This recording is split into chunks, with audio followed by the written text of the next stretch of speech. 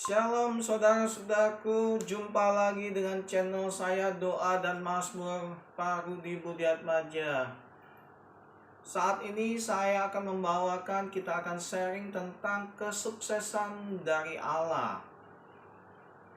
Aku mengasihi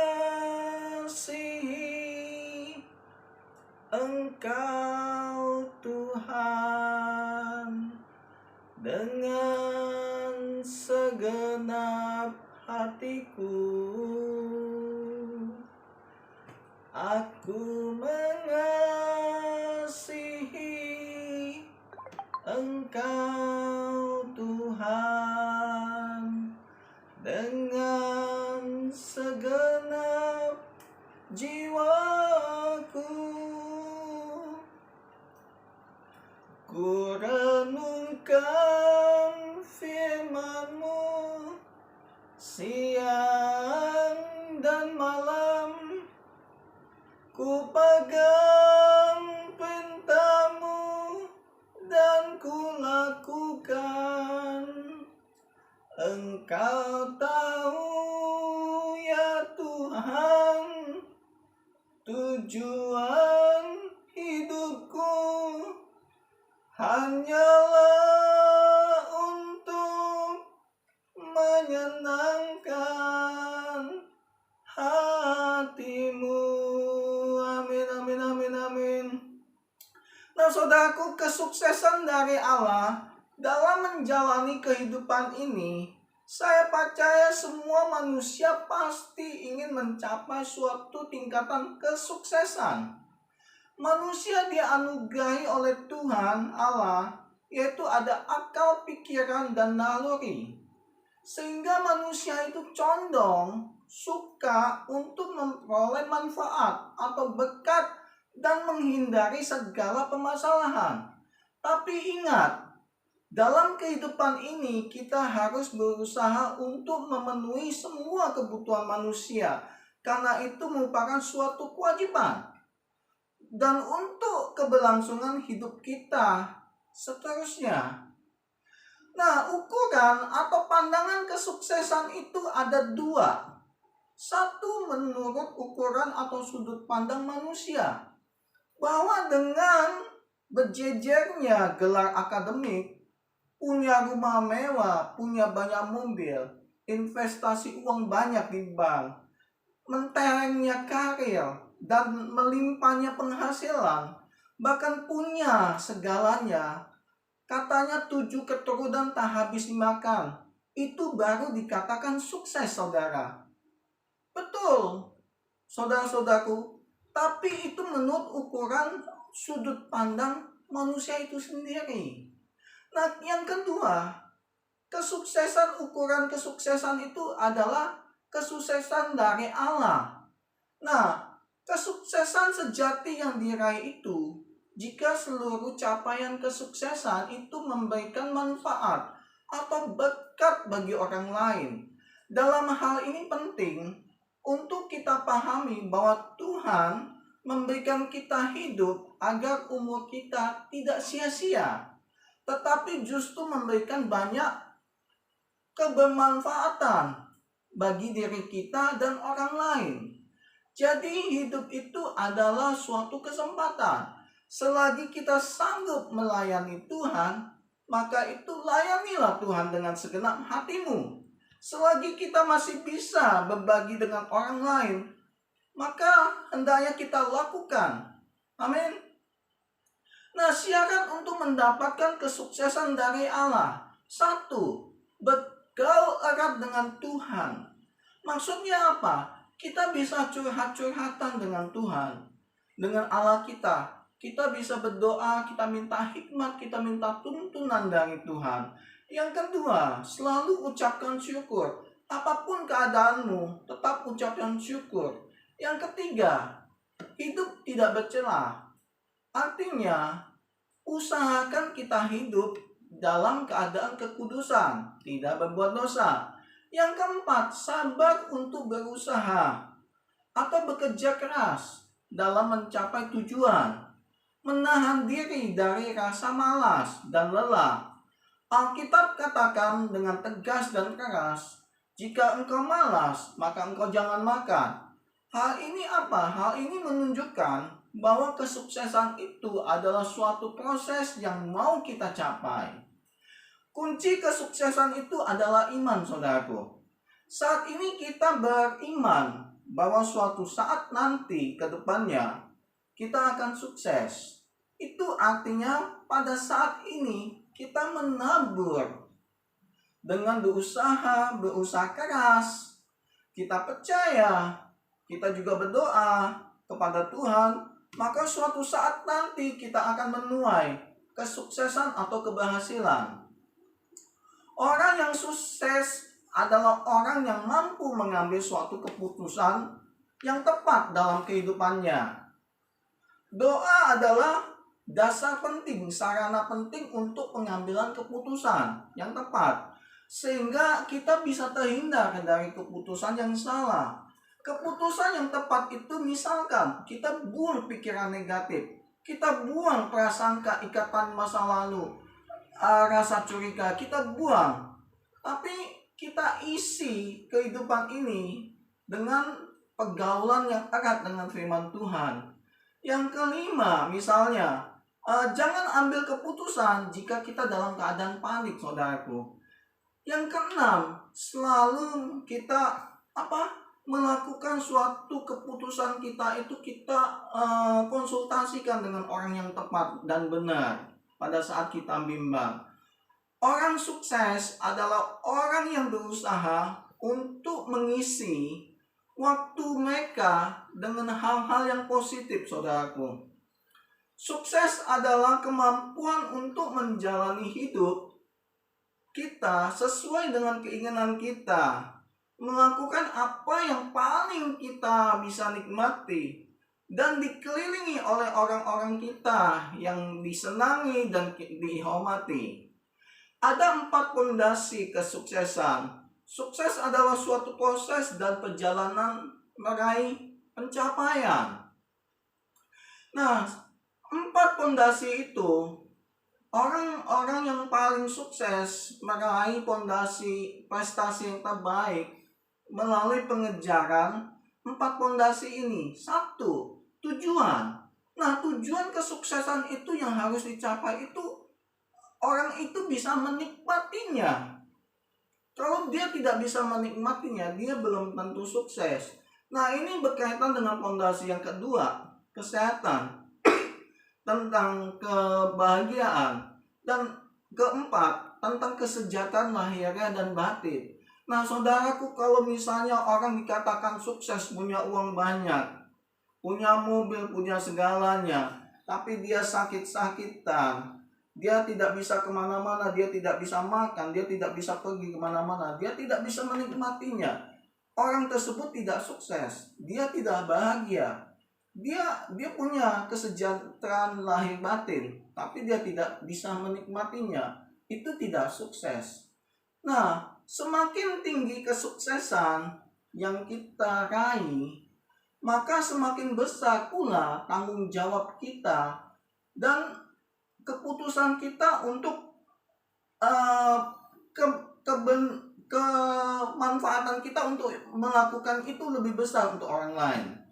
Semakin tinggi gelar pendidikan dan ilmu yang kita peroleh, maka semakin besar kita bisa menyampaikan kepada orang lain.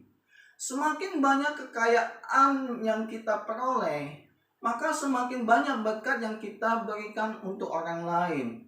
Semakin tinggi jabatan kita, maka semakin besar tanggung jawab kita untuk membantu orang lain yang sedang kesusahan. Banyak orang yang bilang kesuksesan itu hanya untuk orang yang memiliki anggota tubuh yang lengkap dan sempurna. Oh tidak, saudaraku, saya katakan kesuksesan dari Allah itu untuk siapa saja, termasuk orang-orang disabel. Yang terpenting adalah suatu keputusan, niat untuk sukses. Kita bisa berpikir maju ke depan. Setelah itu dibutuhkan semangat untuk berusaha tekun, berusaha keras, dan doa juga penting. agar kita senantiasa mengingat tujuan awal kita itu apa, untuk mencapai sukses atau keberhasilan di masa mendatang. Artinya, kesuksesan itu bagaikan perumpamaan kita sedang naik tangga yang sangat tinggi. Jika jatuh, kita bangun lagi, jatuh lagi, bangun lagi, sampai kita mencapai tingkatan tangga yang tertinggi, saudaraku. Sukses itu hanya datang dari ketekunan, meskipun mengalami kegagalan. Sukses tidak diukur dari posisi kita yang kita capai, tetapi kesuksesan itu kita peroleh dari kesulitan-kesulitan yang kita atasi, yang kita bisa atasi dan kita berhasil melaluinya. Itu sukses. Jadi kesuksesan itu adalah suatu pengambilan keputusan yang tepat dalam kehidupan kita. Jika kita salah mengambil keputusan, maka sudah pasti kita akan banyak mengalami kendala-kendala dalam kehidupan kita dan sebaliknya. Nah, untuk itu saudara-saudaraku, akhir kata saya katakan, gunakan hidupmu sebaik mungkin untuk menyenangkan hati Tuhan dan berkarya untuk banyak orang. Nah, saya ambil ilustrasi waktu saya kuliah di Bandung di Unpar. Saya sukses dalam ujian, saudaraku. Waktu itu saya sudah belajar banyak manajemen. Jadi waktu itu saya ujiannya manajemen besoknya. Saya sudah belajar, bukunya tebal begini. Saya sudah hafal bahasa Inggrisnya sama bahasa Indonesianya. Nah, saya waktu itu berdoa sama Tuhan. Saya curhat-curhatan sama Tuhan.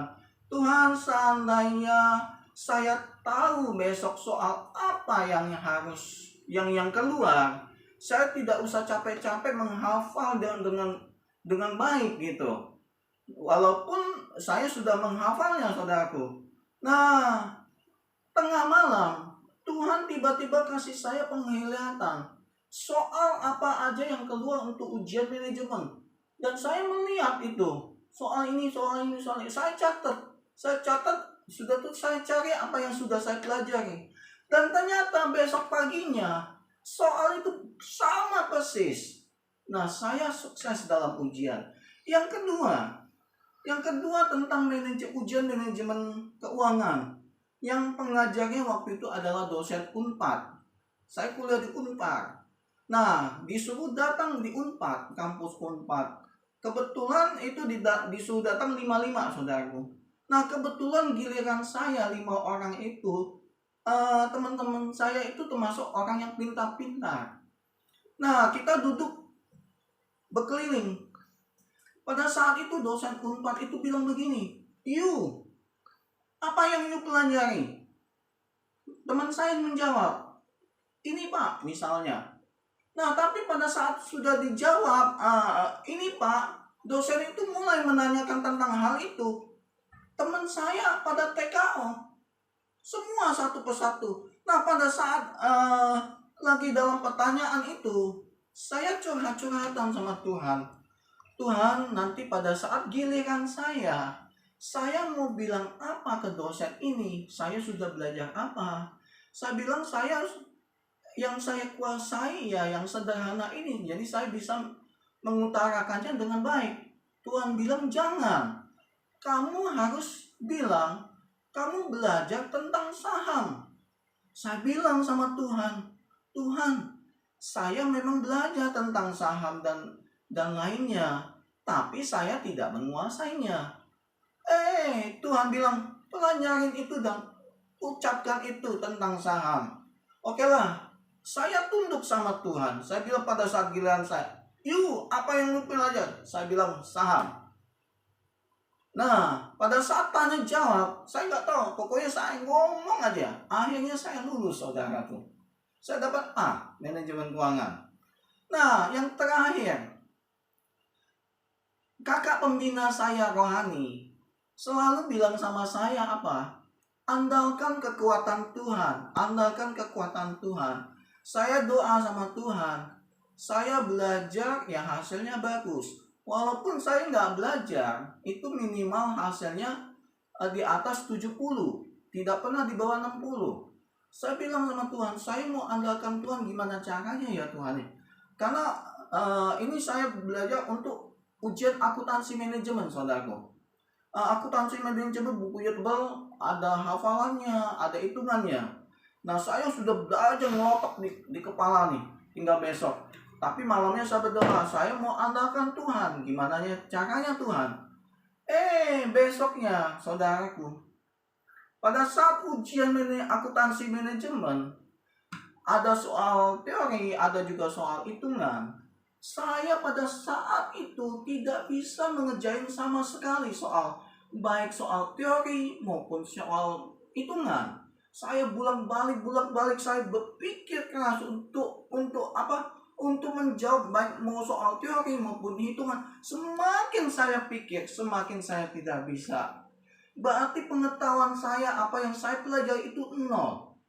Nah, akhirnya saya lihat teman saya sudah isi setengah, saya masih kosong kertasnya. Waduh, akhirnya saya duduk tenang.